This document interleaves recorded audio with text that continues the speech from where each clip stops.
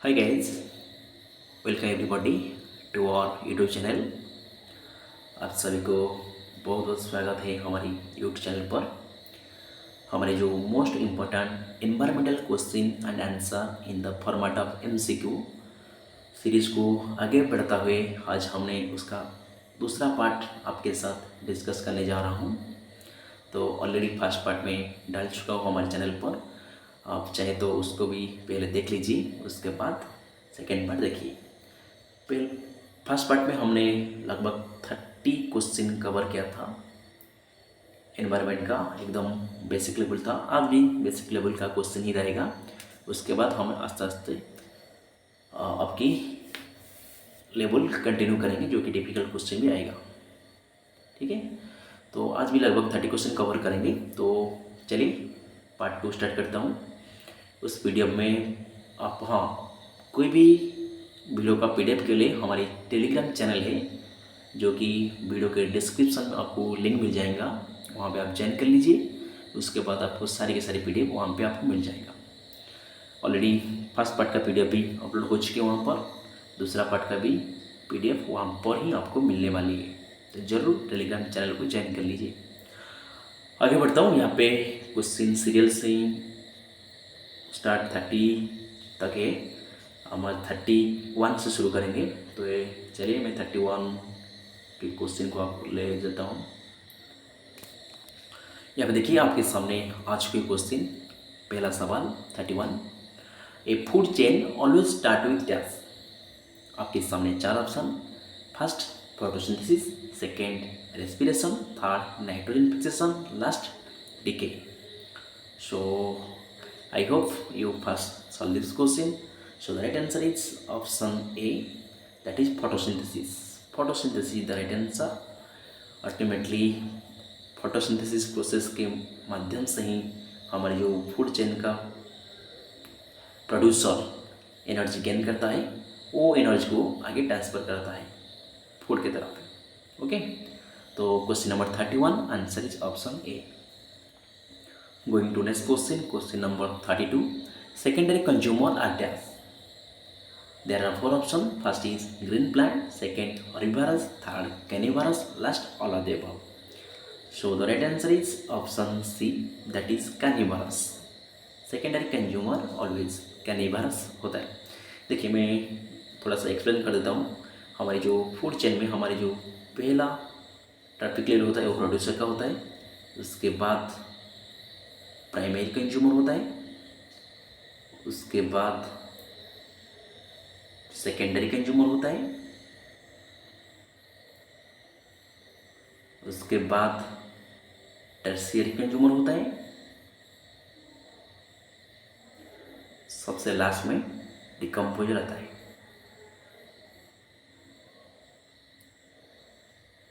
ठीक है, देख लीजिए यहाँ पे प्रोड्यूसर तो ऑलवेज ग्रीन प्लांट होती है। ग्रीन प्लांट बा जो कि एनर्जी गेन करता है सोलर सिस्टम से, सनलाइट से, उसको हम प्रोड्यूसर कहते हैं। मेनली तो all green plant are producer.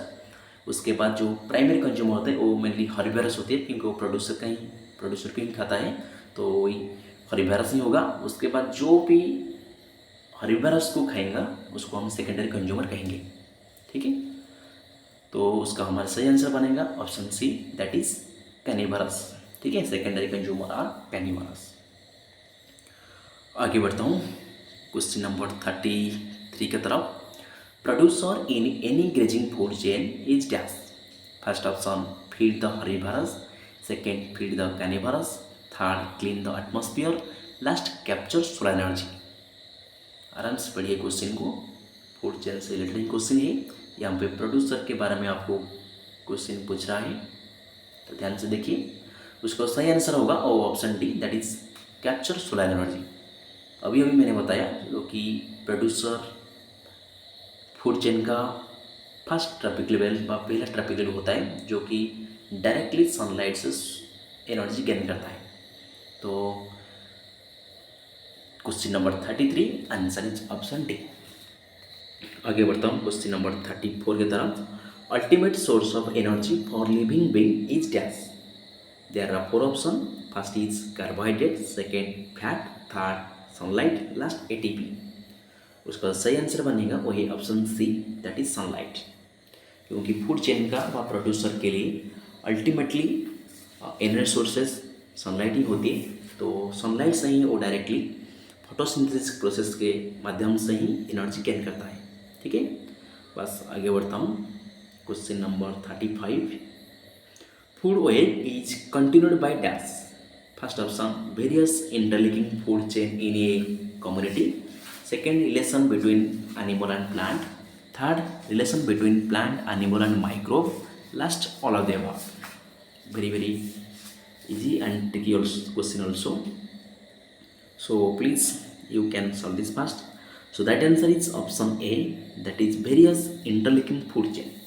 क्योंकि जो भी एक से ज़्यादा फूड चेन को हम फूड वेब कहते हैं, तो ऐसा ही वेरियस इंटरलिंकिंग फूड चेन को हम फूड वेब कहते हैं। तो question number 35 answer is option ए।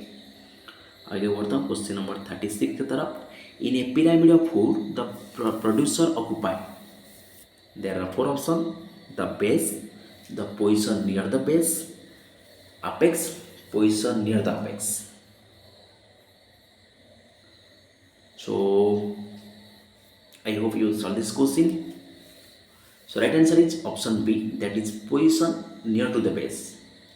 आपको थोड़ी सी कन्फ्यूजन हो सकता है क्योंकि हम जो पिरामिड ऐसे ही ड्रा करते हैं तो सबसे नीचे हम प्रोड्यूसर रखते हैं, उसके बाद एनर्जी के अकॉर्डिंग हम आगे चलते थे। क्योंकि ध्यान रखिए हमारे जो अल्टीमेटली एनर्जी सोर्सेस वो सनलाइट ही है। तो सनलाइट सबसे ज़्यादा एनर्जी कंज्यूम करता है, उसके बाद सनलाइट से प्रोड्यूसर को एनर्जी आता है। तो मे भी वो हो सकता है सबसे बेस में हो सकता है या बेस से नियर भी हो सकता है। ठीक है, तो आराम से समझिए क्वेश्चन को।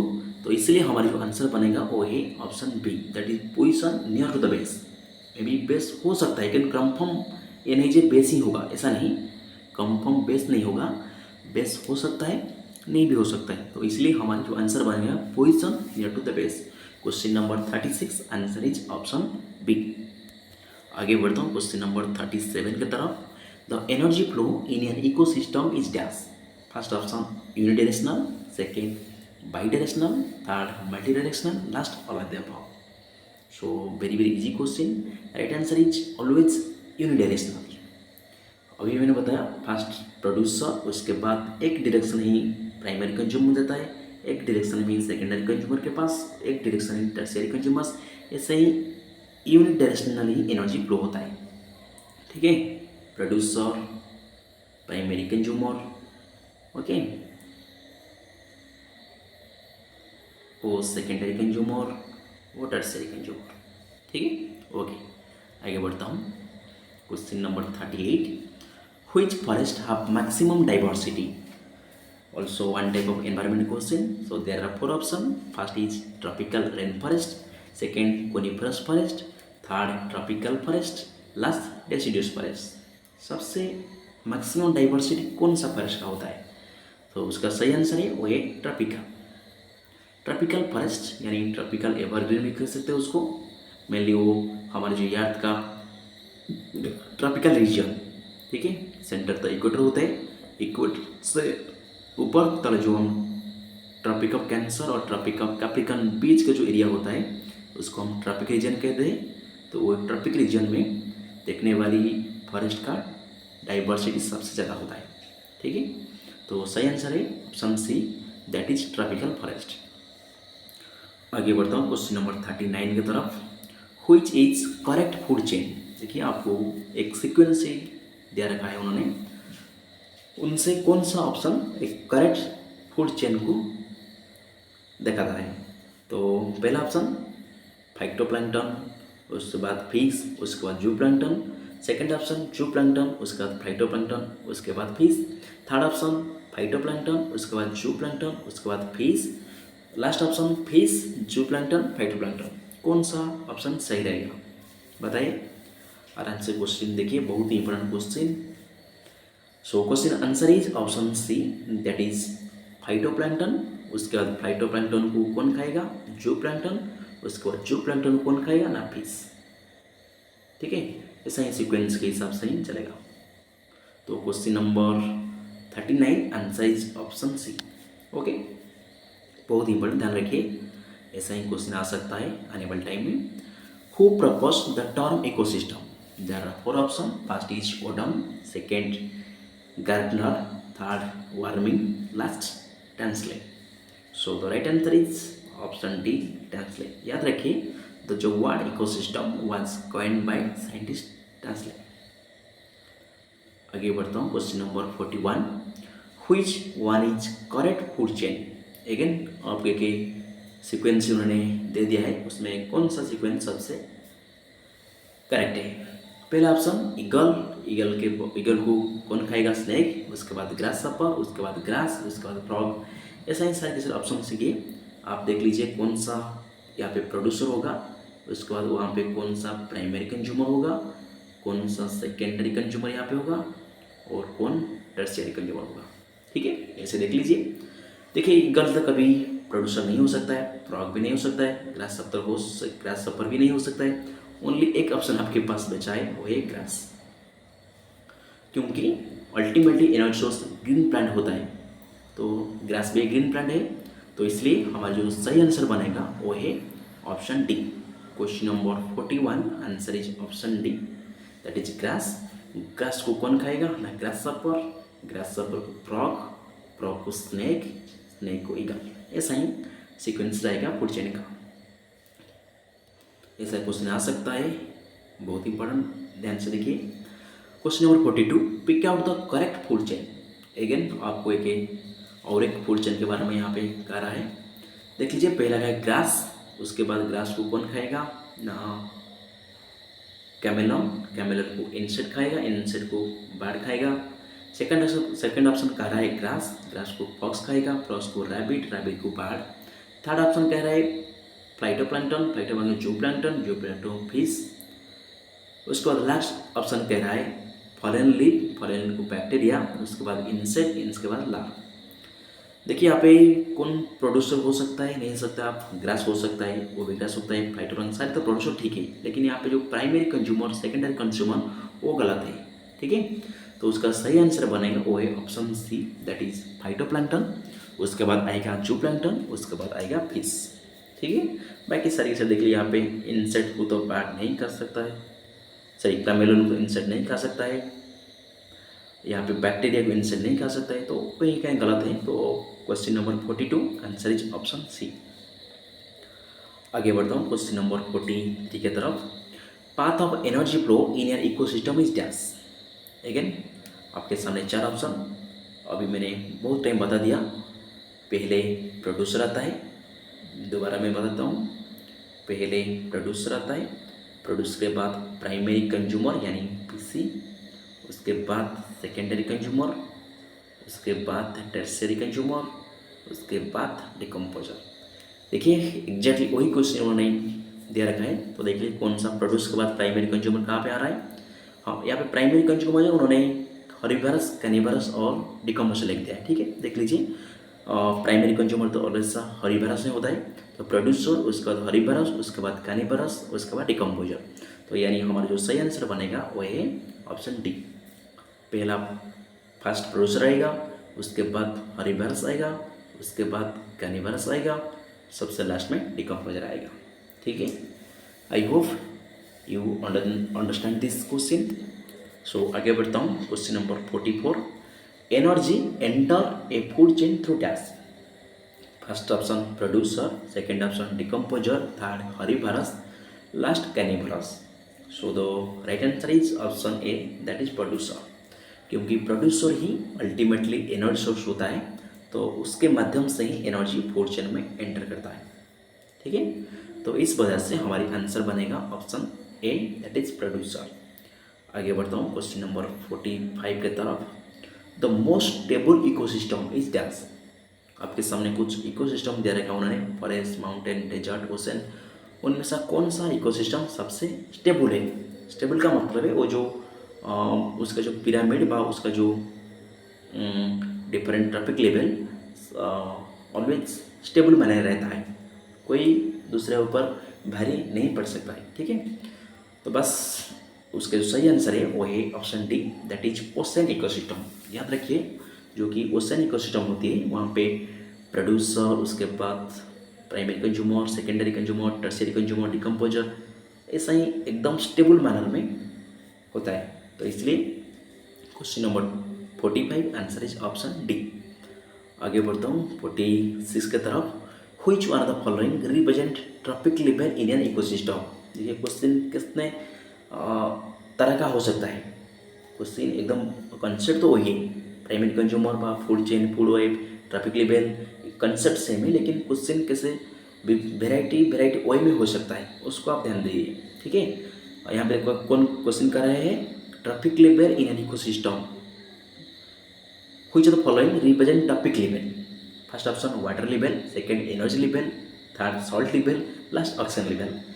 हाँ, हमेशा याद रखिए जो ट्रैफिक लेवल ही एनर्जी लेवल होता है, क्योंकि ट्रैफिक लेवल हम एनर्जी का ही ट्रांसफर कराता है, पर एनर्जी का ट्रांसफर होता है, तो इसलिए हमारा जो सही आंसर बनेगा वही option B, that is energy level. Trophic level को हम एनर्जी लेवल भी कहते हैं। Question number 46 answer is B. आगे बढ़ता हूँ क्वेश्चन नंबर 47 की तरफ। Trophic level are form by which the following component. First only plant, second only animal, third carnivores, last organism link the food chain. ठीक है, सो ट्रैफिक लेवल कौन हो सकता है, उसका सही आंसर है option D, that is organism link in the food chain. Food chain में जो भी ऑर्गेनिज्म होता है उसके माध्यम से हम ट्रैफिक लेवल बनाता है। ठीक है, question number 47 answer is option D. आगे बढ़ते हूँ क्वेश्चन नंबर 48 की तरफ। देख लीजिए यहाँ पे, which the following organism are secondary consumer in a food web. First option is only green plant, second green plant rabbit rat, third frog snake eagle, last frog snake rabbit. यहाँ पे देखिए green plant तो हो ही नहीं सकता है कभी, वो तो प्रोड्यूसर है, तो फर्स्ट ऑप्शन सेकंड ऑप्शन तो वो गलत है, बाकी थर्ड फोर्थ से आप चूज करना है। यहाँ पे देख लीजिए एक ऑप्शन है रैबिट, जो कि हरिबारस है, वो कभी भी सेकेंडरी कंज्यूमर नहीं हो सकता है, क्योंकि वो हमेशा ही ग्रास को ही खाएगा, ग्रास ईटिंग करता है ना, नहीं, तो रैबिट हमेशा हरिबारस होगा, तो इस वजह से हम लास्ट ऑप्शन भी कैंसल कर देंगे। तो हमारे सही आंसर बनेगा वही option C, that is frog, snake and eagle. तीनों ही सेकेंडरी कंज्यूमर हो सकते हैं। ठीक है, आगे बढ़ता हूँ क्वेश्चन नंबर 49 की तरफ। Which one of the following layer constituent biosphere. आपके सामने चार option, first is hydrosphere, second lithosphere, third atmosphere, last all of the above. So उसका सही आंसर बनेगा वही ऑल ऑफ द अबव, क्योंकि हाइड्रोस्फीयर ऐसा ही डायग्राम करता हूँ, लिथियस ऐसा ही हाइड्रोस्फीयर, हाँ सब स्लो ये वही हाइड्रोस्फीयर, फर्स्ट वाला हमारा circle hydrosphere, second circle lithosphere, third circle atmosphere. तीनों ही कॉम्बिनेशन जो भी स्पेस यहाँ पे बना है उसको हम क्या कहेंगे, उसको हम बायोस्फीयर कहेंगे। ठीक है, बस आगे बढ़ता हूँ question number 49 answer is option D.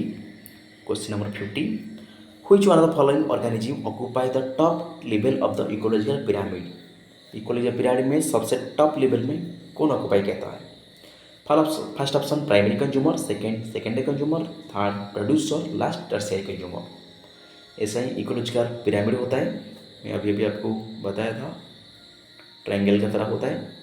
पहला लेवल ऐसा होता है, दूसरा लेवल, तीसरा लेवल, चौथा लेवल ऐसा होता है। सबसे टॉप में कौन होता है, सबसे टॉप में होता है tertiary consumer. Question number 50 answer is option D. Okay, आगे बढ़ता हूँ क्वेश्चन नंबर 51 की तरफ। What happened to earth atmosphere due to the green house effect. First option increases, second decreases, remain same, last all of the above. Earth का जो temperature green house gas के वजह से उसका इफेक्ट क्या होगा, तो उसका इफेक्ट इंक्रीज हुआ। ठीक है, उसका सही आंसर बनेगा option A, that is increases. Earth का टेम्परेचर इंक्रीज होता हुए चलेगा, किस वजह से, यानी ग्रीन हाउस गैस इफेक्ट वजह से।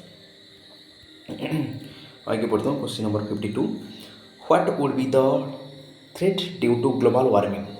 First option drought, second flood, third earthquake, last both and B. So उसका सही आंसर बनेगा वो ये both A and B. Drought भी हो सकता है, फ्लोड भी हो सकता है, क्योंकि ग्लोबल वार्मिंग वजह से हमारी जो अर्थ का टेम्परेचर ड्राफ्ट होते हुए रहता है, जिसके टेम्परेचर बढ़ता हुआ भी नजर आएगा आपको, तो इस वजह से ड्राफ्ट हो सकता है, फ्लोड भी हो सकता है। So question number 52 answer is option D. आगे बढ़ता हूँ क्वेश्चन नंबर 53 की तरफ। Which the following refer to the pyramid of energy? First option total energy in ecosystem, second option graphic representation of energy level at each trophic level, third option net energy in an ecosystem, last option energy consumer various organism. बहुत important question आपके लिए, आराम से solve करिए। तो उसका सही answer बनेगा option A, that is total energy in an ecosystem. Pyramid of energy का मतलब है उस फूड चेन में या इकोसिस्टम में टोटल एनर्जी कितना है, ठीक है। उसका सही आंसर बनेगा वो है ऑप्शन ए। आगे बढ़ता हूँ क्वेश्चन नंबर 54 की तरफ। Which of the following will not cause of environmental pollution?